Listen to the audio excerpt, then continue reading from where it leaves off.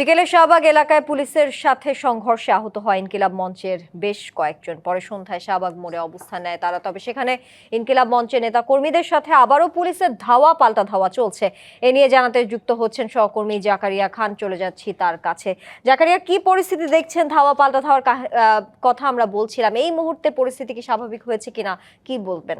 তানিয়া, এই মুহূর্তে থমথমে পরিবেশ বিরাজ করছে রাজধানীর শাহবাগে এবং যেখানে দাঁড়িয়ে রয়েছি সেখানে কিন্তু কিছুক্ষণ আগেও ইনকিলাব মঞ্চের বিক্ষোভ সমাবেশ চলছিল, যেটি কিনা পুলিশের সাউন্ড গ্রেনেড নিক্ষেপ এবং লাঠিচার্জের মাধ্যমে সেটি ছত্রভঙ্গ হয়ে যায়। এবং এখনও কিন্তু পুলিশের একটি পক্ষ যারা কিনা দৌড়ে চলে গিয়েছে তাদেরকে ধাওয়া করছেন এবং তারা এই মুহূর্তে রাজধানীর কাটাবন এলাকার দিকে তাদেরকে পুলিশ ধাওয়া দিয়ে নিয়ে যাচ্ছেন। এবং শাহবাগ মোড়ে দেখছেন এখানে কিন্তু বিপুল সংখ্যক আইন শৃঙ্খলা রক্ষাকারী বাহিনীর সদস্যরা রয়েছেন এবং তারা কিন্তু মুহুর্মুহু যে সাউন্ড গ্রেনেড সেটি নিক্ষেপ করছেন এবং এই আন্দোলনকারী সন্দেহে যাদেরকেই পাচ্ছে তাদের উপরে লাঠিচার্জ করছেন এবং তাদেরকে এখান থেকে চলে যেতে বলছেন। আমরা দেখেছি বেশ কয়েকজন তাদের লাঠির আঘাতে আহত হয়েছে, রক্তাক্ত হয়েছে।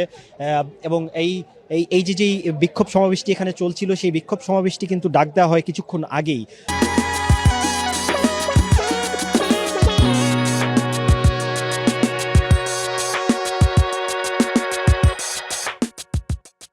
কারণ এর আগে বিকাল 4টার দিকে রাজধানীর ইন্টারকন্টিনেন্টালের সামনে ইনকিলাব মঞ্চের সদস্যরা সেখানে অবস্থান নিয়েছিলেন, সেখান থেকে তারা যখন যমুনা অভিমুখে যাত্রা শুরু করে তখন কিন্তু পুলিশ বাধা দেয় এবং বিকালে তখনও কিন্তু কয়েক দফা সংঘর্ষ ঘটে এবং বেশ কয়েকজন আহত হয় সাংবাদিক, পুলিশ এবং সংবাদকর্মী সহ কিন্তু বেশ কয়েকজন তখনও আহত হয়েছিল। এবং তার বিক্ষোভেই কিন্তু সেই ঘটনার পরিপ্রেক্ষিতেই কিন্তু এখানে বিক্ষোভ সমাবেশ দেখেছিল ইনকিলাব মঞ্চ, যেখানে কিন্তু এই মুহূর্তে আমি বললাম যে থমথমে পরিবেশ বিরাজ করছে এবং এখানে যারাই ছিলেন আন্দোলনকারীরা তাদেরকে পুলিশ ছত্রভঙ্গ করে দিয়েছে এবং এই পুরো এলাকা এখন আইন শৃঙ্খলা রক্ষাকারী বাহিনীর নিয়ন্ত্রণে রয়েছে। তানিয়া, এই ছিল শাহবাগ মোড় থেকে আমার কাছে সর্বশেষ পরিস্থিতি।